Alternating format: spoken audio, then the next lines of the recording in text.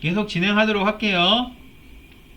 다음 중 세밀하고 얇은 조직에 적합하며 피하 조직을 박리하거나 얇은 조직을 절단하는 데 사용하는 가위는, 자, 우리 가위 어떤 거 있었나 한번 볼까요? 가위.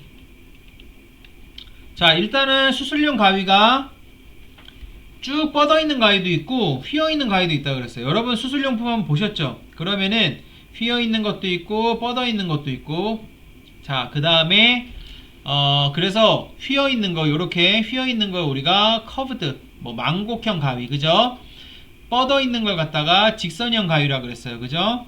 그 다음에 날이 둔한 게 있고 예리한 게 있다 그랬어요. 자, 요거는 어때요?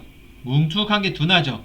요 뾰족한 건 예리한 거죠. 그래서 부드러운 날 혹은 둔한 날을 우리가 블런트 날이라 그런댔고, 뾰족한 날은 샤프, 날카롭다고, 그쵸? 그래서 우리가 한번 읽어봤었어요. 얘는 커브된 거에 블런트, 얘는 스트레이트, 직선으로 된 거에 뭐 블런트 샤프, 아니면 샤프 블런트, 얘는 커브된 거이면서 어때요? 샤프.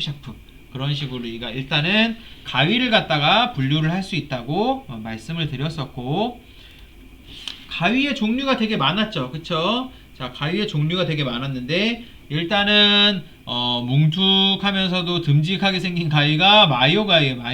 그래서 마요 가위라 그래서 일반적으로는 큰 조직을 자를 때 쓰는 게 마요 가위입니다, 그쵸? 마요 가위가 큰 조직, 극단적으로 해서 가령 혀를 자른다 그러면은 마요 가위를 쓰겠죠. 뭐 혀에 큰 종양이 있어서 혀를 잘라야 된다, 그러면은 뭐 마요 가위를 써서, 뭐 가위로 하진 않지만 보통 하겠죠. 작은 조직, 아니면은 작은 조직도 되고 아니면 그냥 표면만 살살 이렇게 잘라내는 경우나 뭐 그런 경우에는 쓰는 게 뭐라고요? 맷젠바움, 그쵸? 보시기에도 마요가 좀 뚱뚱하고 커 보이고 맷젠바움은 얄쌍하고 가위가 길쭉해요. 그래서 웬만한 거 자를 때는 대부분 맷젠바움을 씁니다. 왜냐면은 수술이라는 게 뭘 그냥 둥성둥성 막 자르지 않고 보통 조금씩 열고 조심해서 들어가는 경우가 많다 보니까 제일 많이 사용하는 가위는 맷젠바움이에요. 그래서 이제 여러분들 만약에 수술 보조를 들어가면 맷젠 주세요 이런 경우도 많아요. 이제 맷젠 주고 그런 식으로 하면 되고, 가위는 종류가 많다 그랬죠, 그쵸?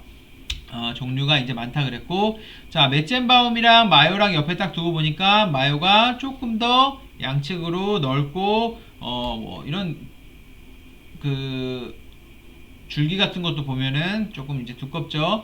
맷젠바움은 얄쌍하고 길쭉한 형태라 그랬고, 자, 이런 식으로 이제 발사 가위도 있다 그랬고, 그 다음에 요거는 샤프 블런트, 그러면서 스트레이트죠, 그쵸? 그리고 맷젠이든 마요든 어떤 가위든 스트레이트랑 커브랑 다 따로 돼 있어요. 그래서 어떤 가위든 뭐 스트레이트 된 거 있고 커브 된 거 있고, 그 다음에 이거는 이제 와이어용이라 그래가지고 그 와이어라든지 아니면은 그 여러분들 그 저기 뭐야, 봉합을 할 때 실로 꼬매지 않고 호치키스로 하는 경우가 있어요. 그거를 또 이렇게 빼내는 그런 가위가 또 따로 있습니다. 이런 가위도 있고, 그다음 건절개술이라 그래서 그 힘줄 같은 거 잘라내는 수술에서 쓰는 것도 있고, 기타 가위는 붕대 가위는 일반적으로 블런트로 뭉툭하면서 아래쪽에서 손상을 안 주게 뭉툭하게 생긴 형태라 그랬어요. 이것도 한번 보여드릴게요. 중요한 거는 붕대 가위 같은 경우는 왜 쓰냐면은 잘못하다가 피부가 찢기거나 상처나는 경우도 있기 때문에. 발사 가위도 있고요. 자, 그래서 세밀하고 얇은 조직에 적합하며 피하 조직을 박리하거나 얇은 조직을 절단하는 데 사용하는 가위는 뭘까요? 맷젠바움, 마요, 발사가위, 붕대가위, 모스키토. 자, 일단 모스키토는 가위가 아니고 겸자예요, 겸자. 얘가 모스키토예요. 혈관을 갖다가 쫙 잡고 있는 겸자예요. 이건 뭘 자르는 용도가 아니니까 모스키토는 아닐 테고, 붕대가위는 뭐를 자른다기보다는 어떤 조직을 자르는 게 아니고 붕대를 자르는 거니까 아니고, 발사는 실을 자르는 거니까 아니고, 맷젠바움 아닌 마요인데 마요가 좀 더 큰 조직, 자르기 힘든 조직, 질긴 조직을 자르는 거고, 맷젠바움이 뭐 얇은 조직, 그래서 피하 조직 박리하든지 얇은 조직 절단할 때 사용하는 겁니다. 정답은 맷젠바움. 자, 9번 출혈 부위를 잡아 지혈하는 용도로 사용한 가위 문제가 밑에 하나 더 있으니까 우리 이거부터 해볼까요? 자, 다음에 가위를 표현하는 것 적절한 것은, 자, 한번 답이 몇 번일지 한번 생각해 보세요. 몇 번일까요?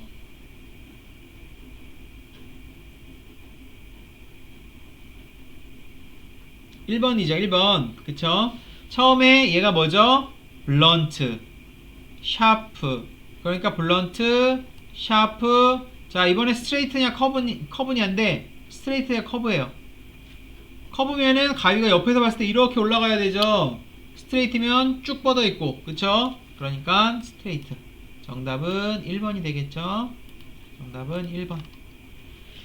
자, 출혈 부위를 잡아 지혈하는 용도로 사용하는 겸자는, 자, 겸자라는 게 뭐랬죠? 클램프라든지 포셉이라든지 이렇게 잡는 게 일단은 겸자인데, 잡을 때 조직을 잡는 겸자도 있고, 조직을 이렇게 딱 잡아놓는 겸자도 있어요. 가령 우리가 절개했는데, 여기서 우리가 열라고 하니까 피부는 자꾸 이렇게 다치려고 그러잖아요. 그러니까 이걸 양쪽을 잡아갖고 확 열어놓는 겸자 같은 것도 있죠. 그렇죠? 그런 겸자도 있고, 그렇게 조직을 잡는 겸자도 있고, 그 다음 혈관같이 미세한 걸 잡는 겸자도 있어요. 자, 출혈 부위를 잡아서 지혈하는 용도로 사용하는 겸자는 뭐를 잡는 겸자예요? 혈관을 잡는 겸자죠. 제일 대표적인 게 여러분 아마 제일 많이 보신 게 아마 모스키토 겸자를 아마 제일 많이 보셨을 거예요. 한번 볼까요? 지혈 겸자는 헤모스탯 클램프라고도 이제 부르고, 헤모스탯이 이제 지혈한다는 거예요. 혈관을 잡아서 출혈을 억제하는 역할을 한다. 자, 우리가 여기 손 하나 딱 베면은 어떻게 해요? 이렇게 누르고 있죠? 그럼 피가 나와야 안 나와요? 나오죠? 안 나오죠? 그러다 손을 떼면 또 나오죠? 이거는 혈관을 갖다가 이렇게 압박하고 있으니까 안 나오는 거란 말이에요. 그래서 혈관이 이렇게 흐르고 있으면은 여기가 한 군데 터졌다. 그럼 이쪽을 꽉 압박해서 잡아줘야 됩니다. 이제 그런 용도로 쓰는 게 지혈 겸자라고 보시면 돼요.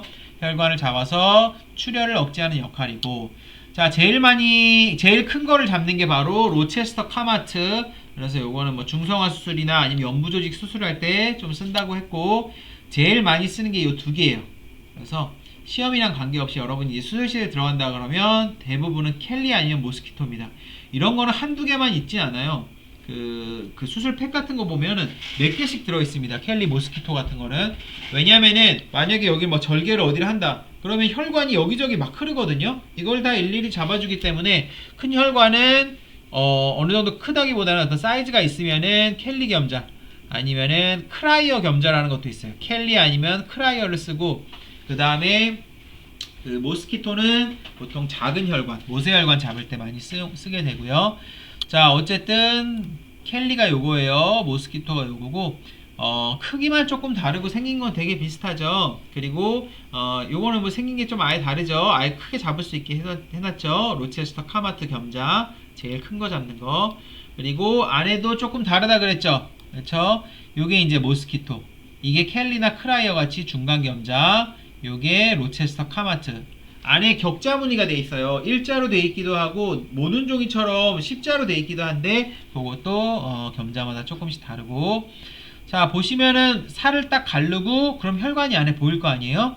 그러면은 혈관을 우리가 실수로라도 끊어먹는 경우도 생겨요. 그러면은 출혈이 확 나고 나중에 그 혈관은 안으로 쏙 들어가 버리면 그걸 못 잡고 안에서 출혈이 계속 날 거 아니에요, 그죠? 그런 것들 같은 것도 대비해서 이렇게 혈관을 다 잡아 놓습니다. 그리고 보시면 얘가 혈관이죠. 양쪽에서 지금 겸자로 켈리 같은데 켈리 겸자로 지금 잡은 거예요. 자, 양쪽을 잡았으니까 요 중간을 끊어도 피가 막 나오거나 그러진 않겠죠. 그래서 양쪽을 잡고 중간을 지금 어떻게 하죠? 커브된 가위로 잘라내는 과정이죠. 자, 그래서 출혈 부위를 잡아 지혈하는 용도로 사용하는 겸자는 뭐죠? 지혈 겸자고, 많이 사용하는 것 중 하나가 모스키토 겸자다. 모스키토, 켈리, 크라이어, 로체스터 카마트. 이 정도 알아두시면 됩니다. 자, 이 겸자의 이름은 뭘까요?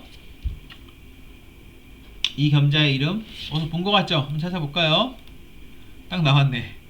밥쿡이 아니고 밥콕이. 밥콕 겸자예요. 밥콕.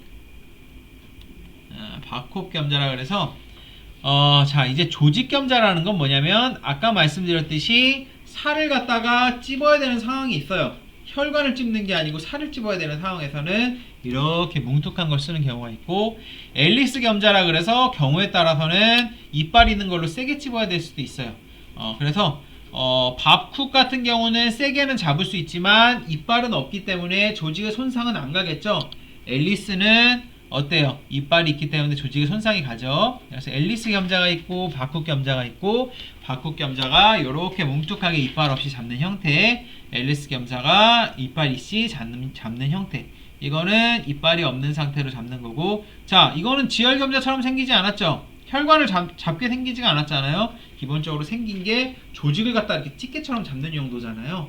그러니까 요거는 밥, 코, 겸자.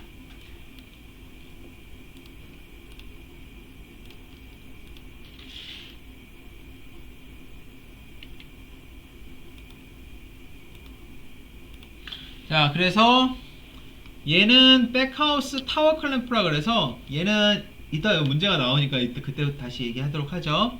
자, 그 다음에 얘가 앨리스는 뭐라 그랬죠? 조직을 잡되 이빨이 있다 그랬죠. 얘는 밥콕은 이빨이 없다, 그쵸?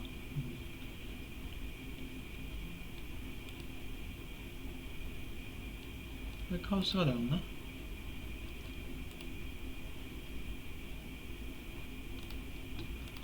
정답은 1번. 자, 니들홀더는 바늘을 잡기 위해서 사용을 한다. 다음 니들홀더의 이름은, 자, 니들홀더는 또 무슨 용도랬죠? 니들홀더는 가위랑 생긴 게 조금 비슷하죠, 그쵸? 근데 가위랑 다른 점은 뭐예요? 가위는 자르는 거고 니들홀더는 잡는 거예요. 잡는데 뭘 잡는 거예요? 바늘을 잡기 위한 용도입니다. 자, 그러면 우리가 여태까지 보면서 소위 이제 집게처럼 생긴 이런 것들을 많이 보는데, 이렇게 바늘을 잡기 위한 니들홀더가 있고, 조직을 잡기 위한 조직겸자가 있고, 그 다음에 혈관을 잡기 위한 지혈겸자, 한 요 3개 정도로 크게 있다고 보시면 아마 될 거예요. 그 다음에는 자르는 거, 그 다음에 가위가 있는 거죠. 자, 니들홀더를 사용하는데, 니들홀더를 한번 볼까요? 니들홀더, 실을 잡는 기구이고 가위가 같이 달려있는 경우가 있다고 말씀드렸죠. 자, 그래서 일단은 실을 잡는 용도예요. 자, 실을 보통 여러분 바느질 할 때 어떻게 해요? 한 손에 바늘을 잡고 한 손에 옷을 잡고 이렇게 바느질 할 거 아니에요? 자, 근데 수술을 할 때는, 이 바느질을 할 때, 수술을 할 때는 우리가 바느질이라고 안 하고 봉합이라고 그러는데, 수술 시에 봉합을 할 때는 바늘을 손으로 잡지 않습니다. 손으로 안 잡고 기구로 잡는데, 그 기구가 바로 니들홀더라는 기구예요. 그래서 니들홀더라는 기구를 이제 이용을 해서 잡게 되는데, 지금 말씀드린 것처럼 바늘만 잡는 용도가 있고, 이렇게 봉합을 했어. 그러면은 니들홀더 내려놓고 가위 다시 찝어서 실을 잘라야 될 거 아니에요, 그쵸? 그럼 너무 번거롭단 말이에요. 그래서 니들홀더에 가위가 같이 달려있는 애가 있습니다. 걔가 바로 올센해가 니들홀더예요. 여기가 집게로 찝는 부분이고 가위 있는 부분, 집게 찝는 부분, 가위 있는 부분. 마요해가 니들홀더는 가위가 없어요. 집게 찝는 부분만 있고, 매추라는, 참 발음도 복잡한데 얘는 어때요? 매시우 니들홀더 같은 경우는 세게 쥐고, 그럼 여기가 이제 딱 걸려갖고 딱 잡히는 그런 원리입니다. 다시 한번 세게 쥐면은 다시 풀려요. 이렇게 생긴 니들홀더도 있고, 이거는 이제 가위가 있는 게 아니죠. 그렇게 돼서 정답은 뭐죠? 마요해가. 마요해가 아니고 올센해가라고 다 설명해 놓고, 마요해가는 가위가 없고, 매티우는 이렇게 생겼고, 라이더 니들홀더는 저도 써본 적은 없어요. 어쨌든 얘는 아니고, 그리고 이제 마이크로 니들홀더라 그래갖고, 그 니들홀더도 그 안과용 같은 데 쓰는 니들홀더도 있어요. 그 진짜 작은 실이 되게 막 6-0 막 이렇게 써요. 제가 아까 실이 숫자가 커지면 얇아진다 그랬죠. 6-0 정도 쓰면은 실 되게 얇은 거거든요. 그 정도로 하려면은 니들홀더도 작아야 돼요. 그래서 안과기구는 하나같이 다 작아요. 그래서 뭐 그런 거 이제 쓰는 마이크로 니들홀더 같은 것도 있다. 이거는 왜 한국말로 해놓고 요거는 다 영어로 해놨을까요? 지금 고칠까요?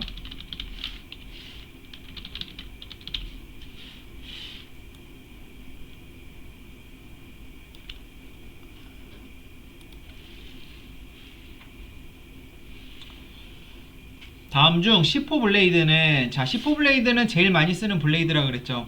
그쵸? 모기를 잡았다. 다시 놓쳤다. 네, 모기가 자꾸 날라다녀서. 자, C4 블레이드는 어떻게 생겼을까요? 블레이드 한번 볼까요? 자, 블레이드 중에서 제일 많이 쓰는 게 C4라 그랬죠. 작게 절개 할 때 쓰는 게, 한번 크게 해볼까요? 15호. 잠깐만요. 네. 그래서 15호가 보시면은 제일 작은 날, 그죠? 그리고 C4 블레이드가 이렇게 생겼죠, 그쵸? 이렇게 생겼고, 이제 요거 블레이드를 많이 쓰는데 절개면이 커진다든지 이제 큰 걸,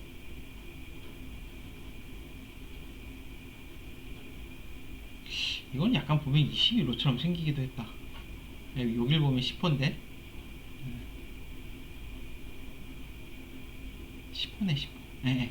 그렇게 되면은 블레이드가 이런 식으로 이제 커질 수 있고, 날이 이런 식으로 생긴 것도 있죠, 그쵸? 이런 식으로 특이하게 생긴 애도 있고, 제일 많이 쓰는 게 C4 블레이드를 했으니까 C4 블레이드가 어떻게 생겼는지 한번 익혀두시는 게 좋고. 자, 얘는 이거 봤을 때 어때요? 얘는 11호 같죠? 얘는 12호 같고, 얘는 몇 호일까요? 작은 거 쓰는 거. 보통 고양이 중성화 같은 거, 그 수컷 고양이 중성화 하려면 절개면 되게 작게 들어가거든요. 그때 이제 쓰는 게 한 15호 정도 써요. 얘는 몇 호 같아요? 얘는 한 22호 정도? 여기도 없는 것 같기도 하고. 어쨌든 날이 굉장히 커 보인다. 정답은 1번. 자, 환자가 수액을 맞고 있을 때 과수화를 방지하기 위해서 모니터링 해야 할 것은, 자, 수액을 맞을 때 여러분들이 기본적으로 이제 그 수술 앞둔 환자, 수술 끝난 환자, 어쨌든 그 외과랑 연관돼서 이제 간호를 하게 될 때 보면은 항상 무슨 상황을 조심하라 그랬죠? 입원했을 때 과수화 조심하라 그랬죠. 그쵸? 여러분들이 상시적으로 모니터를 해야 돼요. 그래서 과수화라는 게 뭐랬죠? 몸에 물을 너무 많이 넣는 거예요. 여러분, 우리가 이제 목이 말라 물을 마시고 있어요. 그러면은 물을 갖다가 너무 많이 마셨으니까 그만 마셔야겠다 하면 여러분들이 컨트롤이 되죠. 근데 수액은 그게 돼요? 혈관으로 그냥 때려 넣는 거기 때문에 누가 제어를 안 해주면은 이거를 멈출 수가 없어요.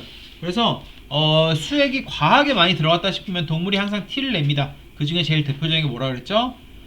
호흡 문제. 헐떡헐떡거리거나 호흡이 굉장히 가빠지는 게 보이면은 과수화의 징후이기 때문에 반드시 수의사 선생님께 얘기를 해줘야 됩니다. 자, 그래서 환자가 수액을 맞고 있을 때 과수화를 방지하기 위해서 중요하게 모니터링 해야 하는 것은 호흡수죠, 호흡수. 자, 심박수 같은 경우도 중요할 수도 있어요. 왜냐면은 일단은 그 물이 많냐 적냐에 따라서 심박수도 달라질 수도 있어요. 그래서 물이 적으면 심박이 빨라지고 약간 그런 것도 있을 수 있는데, 소변량도 중요해요. 중요한 편이에요. 왜? 계속 수액이 들어가는데 신장에 문제가 있든 방광에 문제가 있든 어디에 문제가 있는지 모르겠지만 소변이 안 나오면 그거는 뭐예요? 몸에 물이 꽉 차갖고 큰일 날 수도 있다는 얘기죠. 그래서 중요할 수도 있죠. 소변량이나 심박수도 중요한 편이고, 대변량은 그렇게 안 중요하지만 체온도 별로 안 중요해요. 그래서 제일 가깝게 제일 중요하게 모니터링 해야 되는 거는 이 중에서 호흡수라고 보시면 돼요. 그래서 호흡수를 가장 잘 모니터링을 해야 한다. 자, 입원동물 관리 시 진료 기록지에 기록되는 사항이 아닌 것은, 자, 입원동물 관리를 잠깐 볼까요? 여기 있죠? 수액 처치에 있어 주의할 점. 수액을 맞을 때 과수화가 발생되지 않도록 30분에서 1시간마다 호흡수를 측정을 해주고, 헐떡임이나 과호흡을 보이면 수의사에게 이야기를 해주고, 또 뭐 체크해줘야 되죠? 배뇨 여부도 같이 체크를 해줘야 돼요.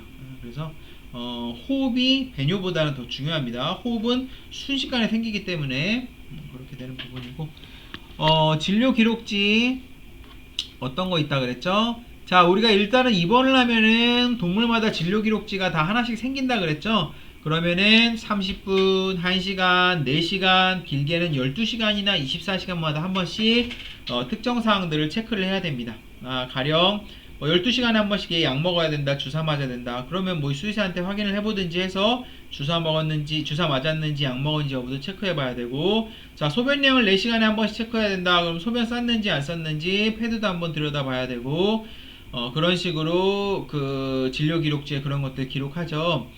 굉장히 세세한 내용까지 기록을 한다 그랬죠. 기본적으로 주사, 약물 이런 건 굉장히 중요한 부분이고, 마사지는 어떤 부분이냐면은 정형외과 수술을 했다든지 아니면 염증이 있다든지 이러면은 뭐 냉온 찜질 같은 거 하게 되니까 그런 것들. 자, 그 다음에 투여 시간, 투여량, 투여 경로. 약을 하나 먹어도 입으로 먹는 약인가 귀에 넣는 약인가 이런 게 다 다르죠.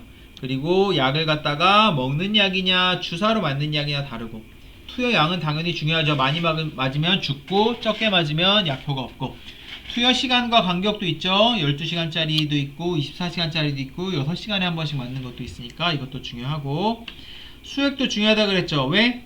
수액을 잘못 맞으면은 과수화가 생긴다 그랬죠.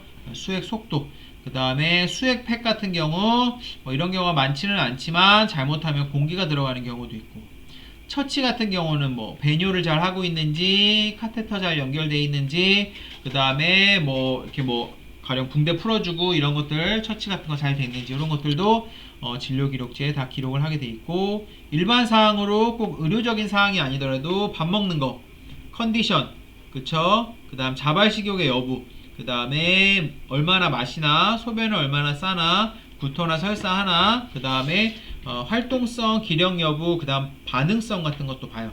반응성이라 그러면은 얘가 반응성이 있고 눈을 잘 뜨고 있고 주위 환경에 민감하게 반응하고 있다, 이런 걸 또 평가하고, 만약에 애기가 많이 아프거나 뇌에 문제가 있다거나 이런 애는 어때요? 축 처져서 반응성이 없이 완전 누워있는 애들도 있고, 디프레스 됐다 그래갖고 애들이 너무 힘이 없이 아프니까 있는 경우도 있어요. 그래서 그런 반응 같은 경우도 이제 잘 관찰을 해야 되고, 자, 그래서 입원동물 관리 시 진료 기록지에 기록되는 사항이 아닌 것은 약물 투여량, 투여 경로, 수액의 속도도 중요하다 그랬죠. 수액의 속도는 체중에 맞춰서 수액의 속도가 나옵니다. 그래서 내가 체중이 만약 4kg다 그러면 강아지의 경우는 보통 수액 속도를 한 12 정도로 써요. 3배 정도 해서. 이건 이제 어림 잡아서 계산하는 거고, 사실은 조금 더 엄밀하게 계산하는 방법도 있어요. 어쨌든 kg당 12ml 그 이상으로 넘어가면은 과수화가 되고, 미만으로 넘어가면은 수액을 제대로 맞지 못하는 거예요. 그러니까 그걸 이제 유지 수액이라 그러는데, 그런 것들 수액의 속도도 굉장히 중요하고, 애기가 너무 탈수가 됐으면 수액을 일반 속도보다 더 빠르게 줘야 되죠. 그쵸? 수액 속도 굉장히 중요하고, 배뇨량도 중요하다 그랬죠. 그 다음에 보호자 변회 시간은 진료 기록지에 기록하려면 할 수 있지만 뭐 의무적으로 기록되거나 이런 사항은 아닙니다. 대신에 특이사항 같은 게 쓸 수 있어요. 특이사항 같은 데다가. 그래서 여기 나와 있진 않지만 특이사항에 뭐 보호자분이 매일 면회 오시는 분이다, 예민하시다, 깨끗하게 해놔라, 뭐 이런 식으로 할 수도 있겠죠.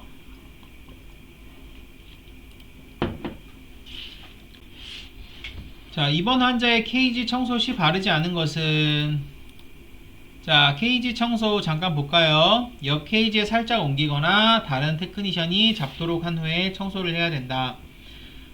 그쵸? 수액젤의 길이에 유의해야 된다. 꼬이거나 끊어지는 것에 주의. 은근히 이 수액젤 때문에 그 일이 좀 생겨요. 모르고 있다 막 끊어지는 경우도 있고, 발에 걸리는 경우도 있고, 손에 걸리는 경우도 있고. 그리고 일반적인 환자들은 수액을 하나만 달고 있지만 중환자들은 어때요? 주렁주렁 달고 있어요. 약이라는 게 6시간마다 7시간마다 뭐 이런 약 먹는 약도 있지만 24시간 내내 조금씩 계속 하는 약도 있어요. 그런 거는 이런 걸로 주죠. 그러면 이거 몇 개 달고 있고, 이거 뭐 한두 개 달고 있고, 수액 주는 경우도 있고, 또 다른 것도 따로 받아 먹는 경우도 있어요. 그러니까 수액줄이 이제 많아서 사고 생기는 경우도 있고, 그 다음 패드 밑에 구토랑 배설물인지 확인해보고, 퇴원 후에는 소독약을 이용해서 소독을 잘 하고, 격리 입원실이다. 그럼 또 얘기가 다르겠죠. 입원 환자의 케이지 청소 시 바르지 않은 것은 옆 케이지에 살짝 옮기거나 다른 테크니션이 잡도록 한 후 청소를 한다. 수액줄의 길이나 끊어짐에 유의한다고 방금 말씀드렸죠. 패드 밑에 구토와 배설물이 있는지 확인해야 되고, 퇴원 후에는 소독약을 이용해서 철저하게 소독한다. 구토가 보이면 진료기록지에 기록하기 때문에 따로 수의사에게 보고할 필요가 없다. 이렇게 생각할 수도 있어요. 자, 구토라든지 설사가 보였다. 근데 이거 어차피 진료기록지에 기록하고 수의사가 와가지고 다 체크하는 부분이니까 얘기 안 해줘도 되겠다라고 생각할 수도 있지만, 구토라든지 설사라든지 약간 이런 병적 현상이 보였을 때에는 적어놓고 그래도 보고를 하는 편이 좋습니다. 왜냐면은 구토라든지 이런 것들은 약을 쓰면 해결되는 부분이에요. 약을 쓰면 해결되는 부분이기 때문에 보통 수의사들이 이제 구토가 딱 보이게 되면은 약을 씁니다. 대부분은. 어떤 뭐 특정한 약을 쓰면 안 되는 뭐 어린 동물 같은 경우는 그 약을 또 못 쓰는 경우도 있지만, 그런 경우가 아니고서는 약을 쓰니까 만약에 어떤 병적인 어떤 일반적인 게 아니고 좀 병적인 거는 진료기록지에도 기록을 하지만 중간중간에 보고를 해야 될 필요가 있어요. 가령 A가 막 숨을 헐떡헐떡거린다. 그러면 이거는 진료기록지에 기록하고 이따 수의사가 보겠지 하는 식으로 넘어가면 안 돼요. 당연히 진료기록지에 기록하고 수의사한테 가서 얘 헐떡헐떡거린데 뭔가 조치할까요? 라고 얘기를 해야 됩니다. 수의사가 그거에 맞게 뭐 그냥 두라면 그냥 두고, 뭐 저 수액속도 줄이라면 수액속도 줄이고 이런 식으로 조치를 할 수 있기 때문에 이런 거는 이제 밤에도 보고해요. 24시간 보통 하죠. 24시간 정도 이제 입원해 있는 애들이 있으면은 밤에도 이걸 갖다가 이제 그 보고를 해가지고 처리하는 경우도 꽤 있습니다. 그런 식 정도로 보시면 되고, 멸균과 살균에 대한 설명으로 옳은 것은, 자, 멸균이랑 살균을 보면은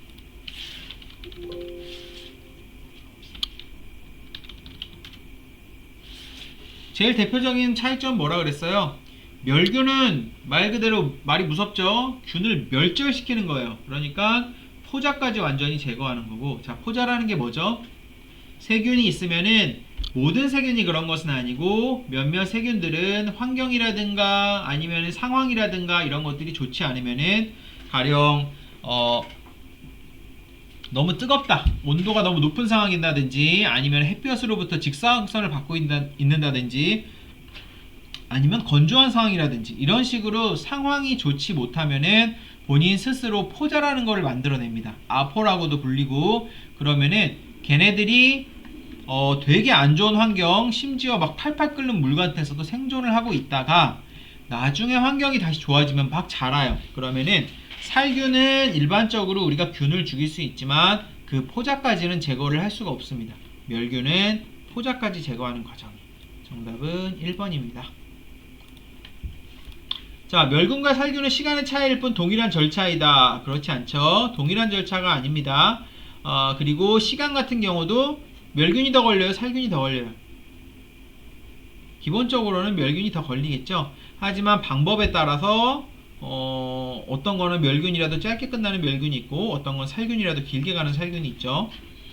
술자는 살균이 된 복장을 입고 수술해야 한다. 자, 술자가 어떻게 하죠? 머리, 여기 다 살균이 아니고 멸균이죠, 멸균. 살균, 멸균 용어의 차이를 잘 구분을 해야 되고, 소독약으로 진료대를 닦는 것은 멸균 과정이다. 자, 소독약 어떻게 닦죠? 알코올 같은 거 뿌리고 닦는단 말이에요. 이거는 포자까지 다 죽이기 위한 목적은 아니고 그냥 살균하는 과정입니다. 자, 우리가 멸균하는 방법은 아까 3개 배운 게 대표적인 게 뭐예요? 오토클레이브, 이오가스 멸균, 그 다음에 플라즈마 멸균. 이 3가지 정도를 했다 그러면 우리는 그 멸균을 하는 거예요. 수술을 한다거나 그런 식으로 할 때는 그렇기 때문에 다 멸균인 거고, 자, 수술대를 우리가 오토클레이브 돌려요? 안 돌려요. 그러니까 이거는 살균이죠. 수술 도구는 반드시 살균이 아니라 뭐? 멸균. 오토클레이브 같은 걸 이용해서 멸균 처리가 돼 있어야 한다. 자, 다음 중 가장 큰 혈관을 잡는 지혈겸자는, 자, 뭐였죠? 제일 두꺼운 게 로체스터 카마트라 그랬죠? 로체스터 카마트 겸자. 모스키토는 제일 작은 거. 크라이얼이랑 켈리는 중간 사이즈. 얘네 똑같아요. 그 다음에 마이크로 겸자는 아까 뭐라 그랬어요? 마이크로 겸자는 말 그대로 마이크로니까 작은 거 잡는 거겠죠. 아까는 니들홀더, 마이크로 니들홀더 있었죠. 네. 어쨌든 그렇게 되고, 마이크로 겸자는 이런 이름이 있나? 정확하게 모르겠네요. 어쨌든 정답은 가장 큰 혈관을 잡는 것은 로체스터 카마트 겸자. 잠깐 쉬었다가 하도록